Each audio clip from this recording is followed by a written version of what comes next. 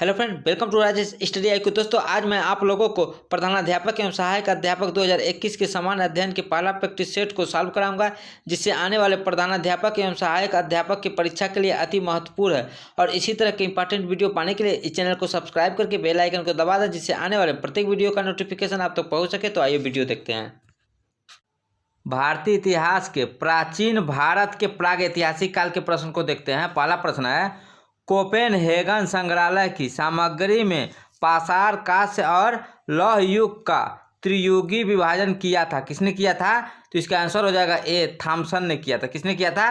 Thompson ने किया था। आंसर क्या हो जाएगा? आंसर हो जाएगा ए। नेक्स्ट क्वेश्चन देखते हैं। वैदिक काल का प्रश्न है, ऋग्वेद में निम्नलिखित किन नदियों का उल्लेख अफगानिस्तान के साथ आर्यों के संबंध का सूचक है? तो किसका है? इसका आंसर हो जाएगा सी हो जाएगा। क्या हो जाएगा? आंसर सी हो जाएगा, कुभा और क्रम का। किसका है? कुभा और क्रम का। कुभा और क्रम आर्यों के कार्यकाल में अफगानिस्तान में बहने वाली नदियां थी। कौन सी थी? कुभा और क्रम थी। नेक्स्ट क्वेश्चन देखते हैं। धार्मिक आंदोलन से प्रश्न देख लेते हैं। बौद्ध संघ में भिक्षुणी के रूप में स्त्रियों के प्रवेश की अनुमति बुद्ध द्वारा दी गई थी। किसमें दी गई थी? वैशाली में दी गई थी। वैशाली कहाँ पर है? वैशाली बिहार प्रांत के मुजफ्फरपुर जिले में स्थित है। बौद्ध संघ में भिक्षुणी के रूप में प्रवेश की अनुमति बुद्ध द्वारा वैशाली में ही दी गई थी। इसका आंसर क्या हो जाएगा?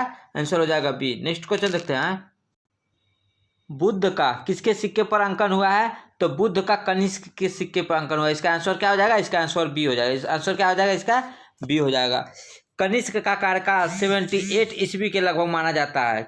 किस ईस्वी के लगभग माना जाता है? 78 ईस्वी के लगभग माना जाता है इसका कार्यकाल। 78 ईस्वी में उसने एक संवत चलाया। कौन सा संवत चलाया था? शक संवत चलाया था, जो मोस्ट इंपॉर्टेंट कभी कभी कंपटीशन में पूछता है। इसी के सिक्के पर बुद्ध का अंकन मिलता है। नेक्स्ट क्वेश्चन देखते हैं। आबू का जैन मंदिर किससे बना है? तो आबू का जैन मंदिर जो है संगमरमर से बना। किससे बना है? संगमरमर से बना। इसका आंसर क्या हो जाएगा? इसका आंसर हो जाएगा डी। चंद्रबरदाई राजपूतों की उत्पत्ति स्थल जो है आबू को ही मानते हैं। माउंट आबू के पास ही प्रसिद्ध देलवाड़ा के जैन मंदिर भी है, और आबू के जैन मंदिर संगमरमर से बने हुए हैं। यहाँ देवताओं के नाखून से गोदी गई नक्की झील है। कहाँ पे नक्की झील है? जो माउंट आबू में है। नेक्स्ट क्वेश्चन देखते हैं। प्राचीन श्रावस्ती का नगर विन्यास किस आकृति का है? तो किस आकृति का है? अर्धचंद्राकार है। इसका आंसर क्या हो जाएगा? इसका आंसर हो जाएगा बी हो जाएगा। बुद्ध काल में प्रसिद्ध राजतंत्र कौशल की राजधानी श्रावस्ती तत्कालीन भारत की समृद्धशाली नगरी थी। जो श्रावस्ती में 3 प्रसिद्ध विहार थे। कौन कौन से? जेतवन, पूर्वाराम तथा मल्लिकाराम थे। इन तीनों का नगर विन्यास अर्धचंद्राकार था। तीनों का विन्यास क्या था? अर्धचंद्राकार था। नेक्स्ट क्वेश्चन देखते हैं। यापनीय किसका एक संप्रदाय था? यापनी किसका एक संप्रदाय था? तो इसका आंसर हो जाएगा बी, जैन धर्म का। किसका संप्रदाय था? जैन धर्म का। आंसर हो जाएगा इसका बी। नेक्स्ट क्वेश्चन देखते हैं। अब गुप्त तथा गुप्तोत्तर काल के प्रश्न देख लेते हैं। प्रथम गुप्त शासक जिसने परम भागवत की उपाधि धारण की वह था। कौन था? चंद्रगुप्त द्वितीय था। कौन था? चंद्रगुप्त द्वितीय। इसका आंसर हो जाएगा सी हो जाएगा। चंद्रगुप्त द्वितीय का अन्य नाम था देवगुप्त, देवराज, देवश्री। ये तीनों नाम चंद्रगुप्त द्वितीय के ही थे। इसकी उपाधियां जो थी, कौन कौन सी उपाधि धारण किया था? विक्रमांक था, विक्रमादित्य था, परम भागवत था।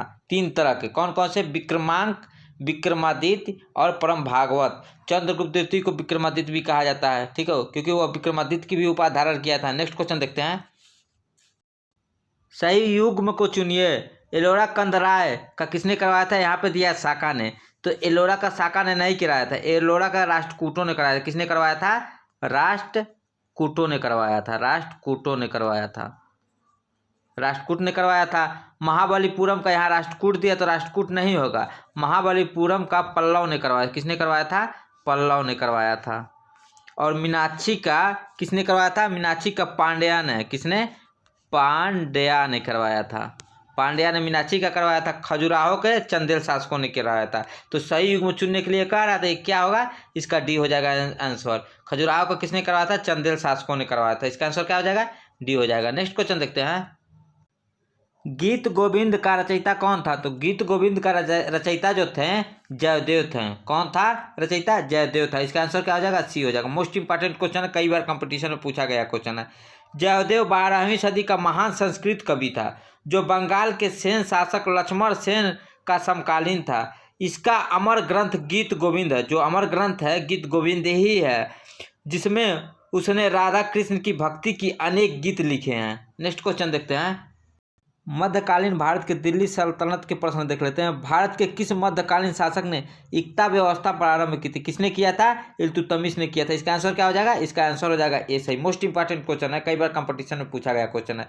दिल्ली के सुल्तान में इल्तुतमिश का पहला शासक था। दिल्ली के सुल्तान में इल्तुतमिश पहला शासक था जिसने भारत में सामंती प्रथा को खत्म करके दूर दराज के क्षेत्रों को केंद्र से जोड़ने के लिए एकता प्रथा की शुरुआत की थी। इस व्यवस्था के अंतर्गत सैनिक और असैनिक अधिकारियों को वेतन के बदले भूमि का कुछ भाग कर वसूल करने के लिए दिया जाता था, जिससे वो सब करते थे। तो वही एकता प्रथा शुरू की गई थी। नेक्स्ट क्वेश्चन देखते हैं।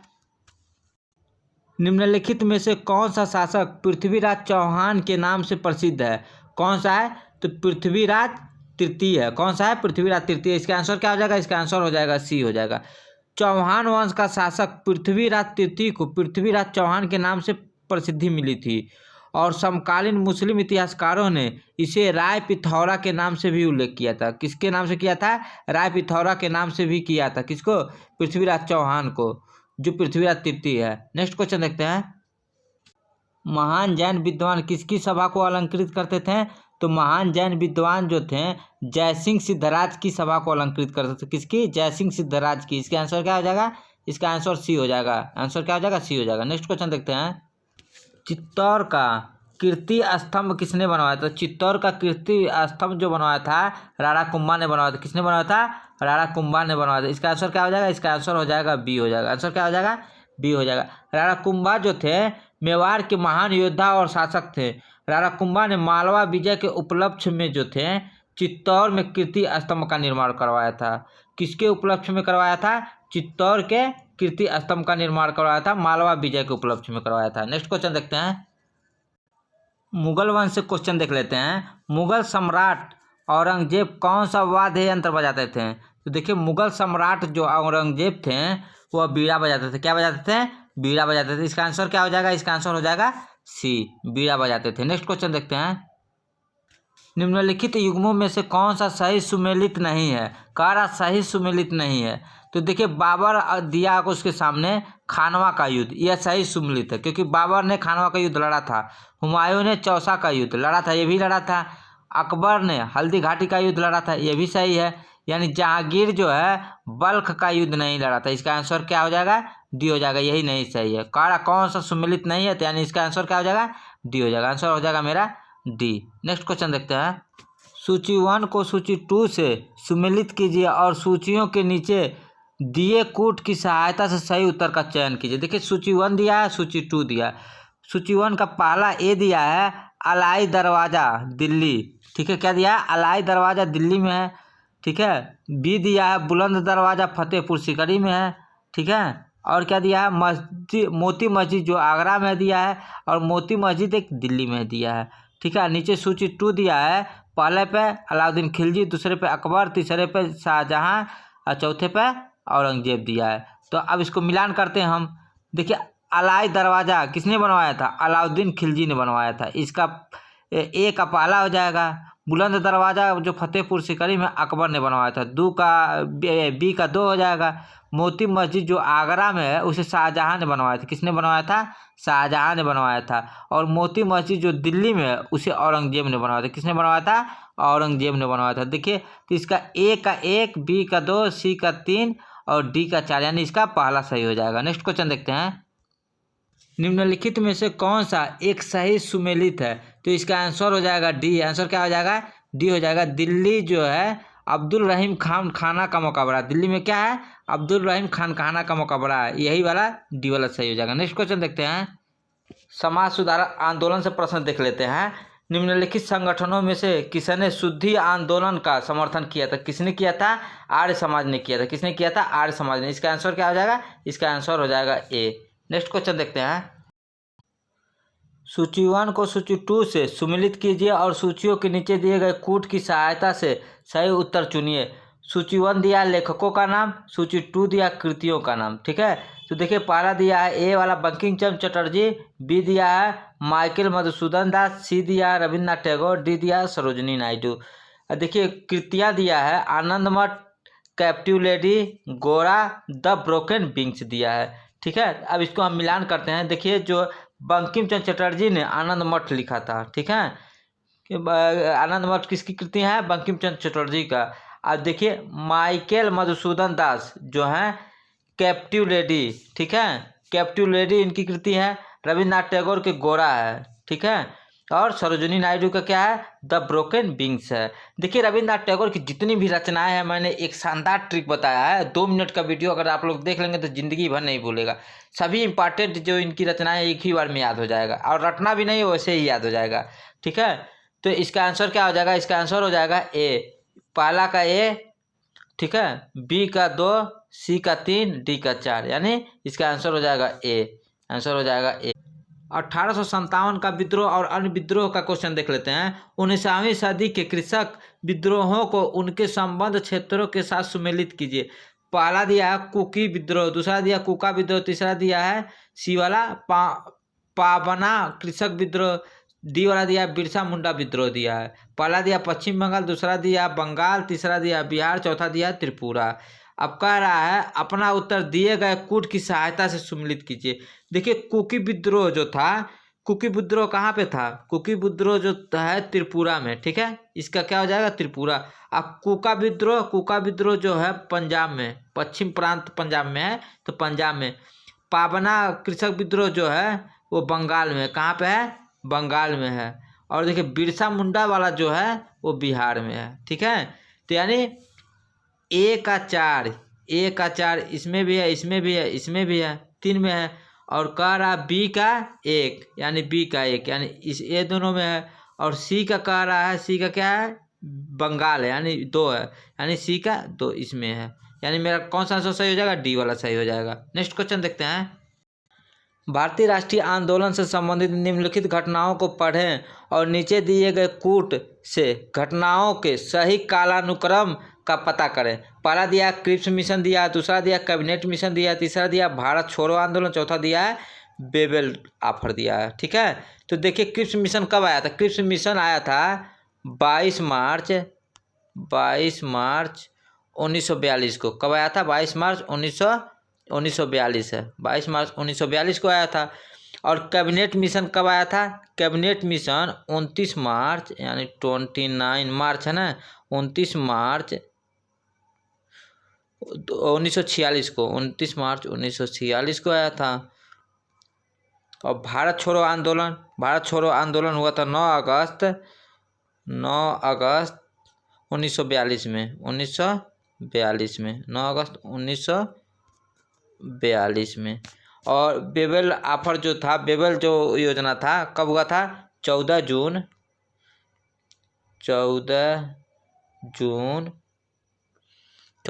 1945 में हुआ था, 1945 में, 1945। अब कालक्रम अनुसार रख लीजिए। पहले क्या होगा? पहले क्रिप्स मिशन होगा, यानी 1 हो जाएगा। उसके ऊपर से दूसरे पे क्या होगा? ये भारत छोड़ो आंदोलन हो जाएगा, क्योंकि 9 अगस्त 1942 में है, तो यानी भारत छोड़ो, यानी तीसरा लिख लेंगे, ये तीसरे पे है। उसके ऊपर से कौन सा चौथा हो जाएगा? बेबल पर 1945 में है, और क्रिप्स में कैबिनेट मिशन 1946 में है, तो यानी 4 और 2, यानी कौन सा इसका आंसर सही हो जाएगा? पहला हो जाएगा। 1 3 4 2। नेक्स्ट क्वेश्चन देखते हैं। क्रिप्स मिशन 22 मार्च 1942 को भारत पहुंचा था, जिसमें प्रमुख प्रावधान था कि युद्ध के बाद भारत को डोमिनियन स्टेट का दर्जा दिया जाएगा। कैबिनेट मिशन देख लेते हैं। कैबिनेट मिशन 19 मार्च 1946 को भारत आया था। कैबिनेट मिशन के 3 सदस्य शामिल थे। कौन कौन से थे?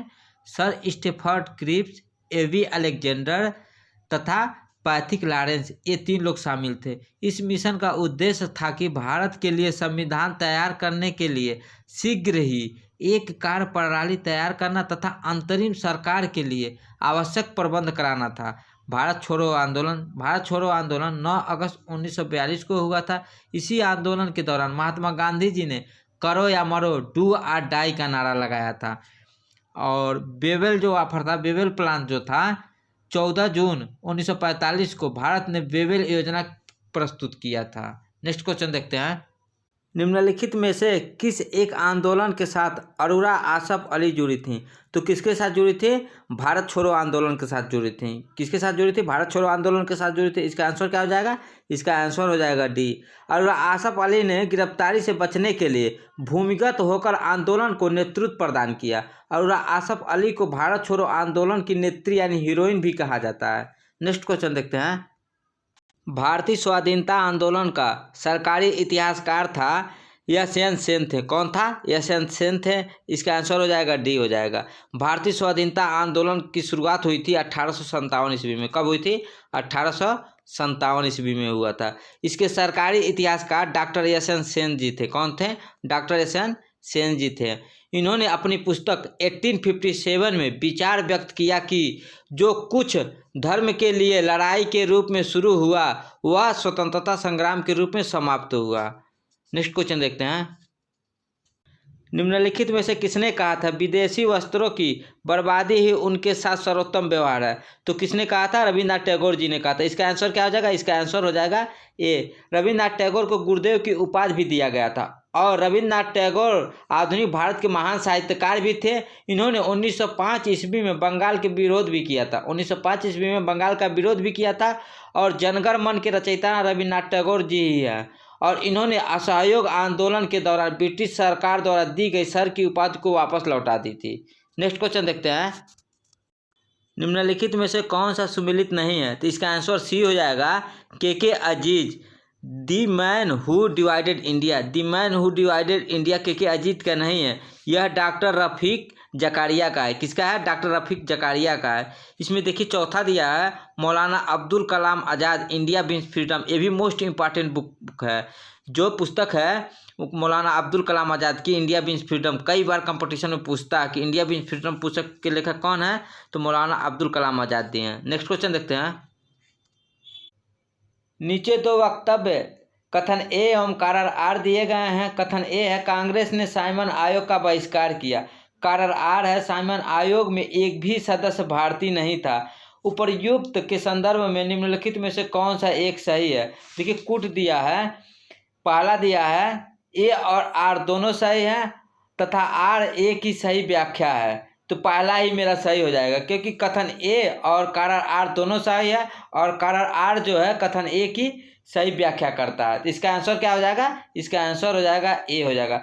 देखिए साइमन कमीशन 1928 ईस्वी में भारत आया था। इसमें एक भी भारतीय शामिल नहीं थे, सभी अंग्रेज थे। ठीक है। इसमें कांग्रेस तथा अधिकांश भारतीयों ने इसका विरोध भी किया था। साइमन गो बैक यानी साइमन वापस जाओ के नारों से उसका स्वागत बम्बई में किया गया था तथा काले झंडे भी दिखाए गए थे। नेक्स्ट क्वेश्चन देखते हैं। महात्मा गांधी धरसना नमक गोदाम पर कांग्रेस कार्यकर्ताओं के धावे के समय कहाँ थे? तो इसका आंसर हो जाएगा ए हो जाएगा, यरवदा जेल में थे। आंसर क्या हो जाएगा? इसका आंसर हो जाएगा ए हो जाएगा। नेक्स्ट क्वेश्चन देखते हैं। स्थानीय शासन व्यवस्था को किस वायसराय के समय प्रोत्साहन मिला था? किसके समय में मिला था? लॉर्ड रिपन के समय में मिला था। इसका आंसर क्या हो जाएगा? इसका आंसर हो जाएगा बी। लॉर्ड रिपन द्वारा 1882 ईस्वी में स्थानीय स्वशासन की शुरुआत की गई थी। नेक्स्ट क्वेश्चन देखते हैं। इंडिया डिवाइडेड पुस्तक के लेखक कौन है? तो इंडिया डिवाइडेड पुस्तक के लेखक हैं डॉक्टर राजेंद्र प्रसाद जी हैं। इसका आंसर क्या हो जाएगा? इसका आंसर हो जाएगा बी हो जाएगा। नेक्स्ट क्वेश्चन देखते हैं। निम्नलिखित में से किसने असहयोग आंदोलन को समर्थन दिया परंतु इसके परिणाम नहीं देख सके? तो कौन नहीं देख सका था? बाल गंगाधर तिलक नहीं देख सके थे। इसका आंसर क्या हो जाएगा? इसका आंसर हो जाएगा ए हो जाएगा। असहयोग आंदोलन गांधी जी द्वारा 1 अगस्त 1920 को शुरुआत किया गया था और असहयोग आंदोलन के शुरुआत में ही बाल गंगाधर तिलक की मृत्यु हो गई, इसीलिए बाल गंगाधर तिलक ने इसका परिणाम नहीं देख सके। नेक्स्ट क्वेश्चन देखते हैं।